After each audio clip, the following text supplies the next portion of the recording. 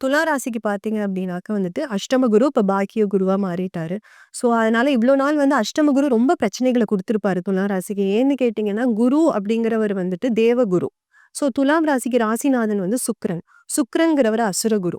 2 பேருக்குமே ஆகாது. 2 பேரோட கேரக்டருமே வந்துட்டு வேற வேற எக்ஸ்ட்ரீம்லி வேற வேற கேரக்டர். ஸோ, அதனால கொஞ்சம் படுத்தியிருப்பாரு.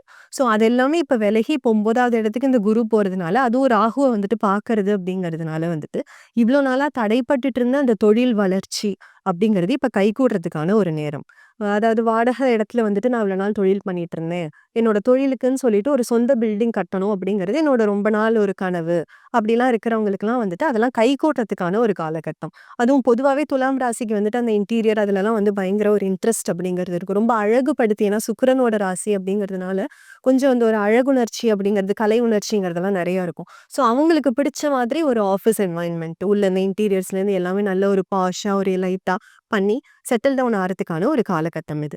அதே மாரி பிசினஸ் பார்ட்னர்ஷிப்லயும் இவ்ளோ நாளா இருந்த அந்த ஒரு பிணக்குகள் அதெல்லாம் வந்துட்டு கொஞ்சம் மாறுறதுக்கான ஒரு காலகட்டம். ஸோ ஓவராலா பிசினஸ் குரோத் அப்படிங்கிறது நல்லாவே இருக்கும். எஸ்பெஷலி இந்த ரியல் எஸ்டேட் சம்மந்தப்பட்டது, இல்லன்னா வீட்லேருந்து தொழில் பண்ணிட்டு இருக்கிறவங்க, அப்படி இல்லன்னா வந்துட்டு ஏதாவது ஒரு டெக்ஸ்டைல் இந்த மாதிரி ஒரு சுக்கிரன் சம்மந்தப்பட்ட இதுல வர அந்த டிராவல்ஸ், லாஜிஸ்டிக்ஸ் இதெல்லாம் வந்துட்டு பண்ணிட்டு இருக்கிறவங்களுக்கெல்லாம் வந்துட்டு நல்ல குரோத்துக்கான ஒரு காலகட்டம் இது.